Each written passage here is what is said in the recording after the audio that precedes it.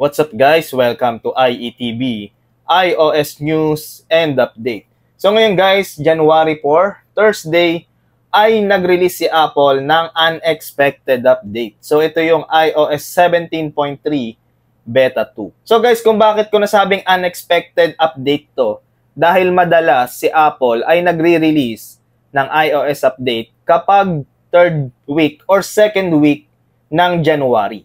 Pero ngayon guys is January 4, ayan, first week pa lang ng January, ay nag-release na si Apple. So kung napanood nyo yung first video ko about dito sa 17.3, which is yung Beta 1, ang sinabi ko doon na possible release date ng Beta 2 ay 8 or 9 or 10 ng January or 15, 16, 17.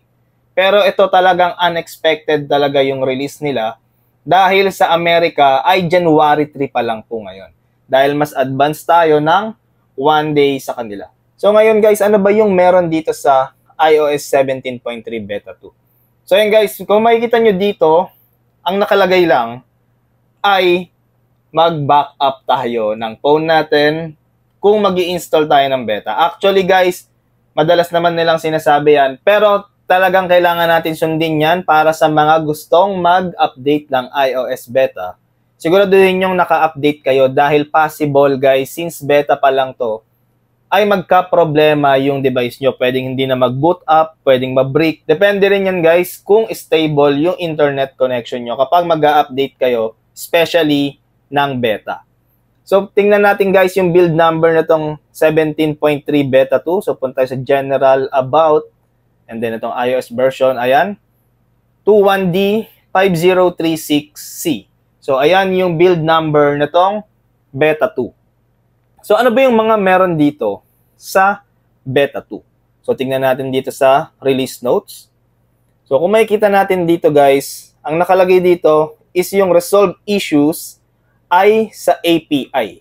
Actually guys, itong resolved issue na to, wala tayong makikita dito masyado kasi para po ito sa mga developer. Ayan, lilinawin ko po ha, para po ito sa mga developer, itong resolved issues na to. Itong API po na to ay ito po yung sa programming interface.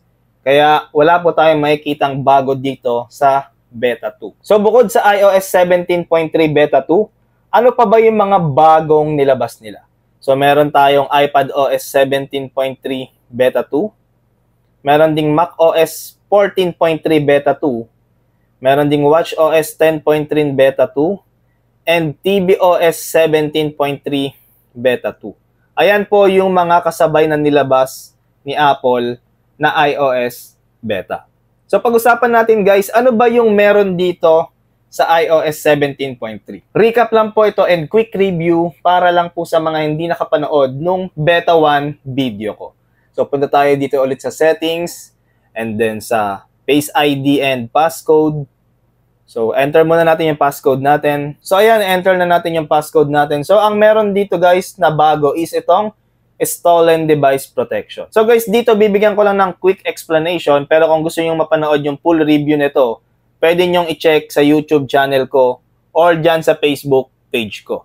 Ayan. So, check nyo na lang guys sa mga videos ko para mapanood nyo yung full review ng Stolen Device Protection. So, since quick recap lang tayo guys, ipapaliwanag ko lang sa inyo ng mas mabilis. So, para sa mga device guys na naka-iOS 17.3 below, ibig sabihin mas mababa sa 17.3 yung iOS version, kapag kinlik natin yung Reset Face ID, Turn off Passcode, or Change Passcode, ang gagawin po niyan ay manghihingi lang po yan ng passcode. So, kung may nakakaalam po ng passcode nyo, ay pwede nilang palitan yung passcode nyo or pwede nilang i-reset yung Face ID nyo. So, dito po sa Stolen Device Protection, since naka-on po yan, kapag may magtatangka po na magpalit ng passcode nyo, for example ito, ang gagawin niyan ay hihingin yung Face ID nyo. So, hindi na nila agad mapapalitan yung passcode nyo.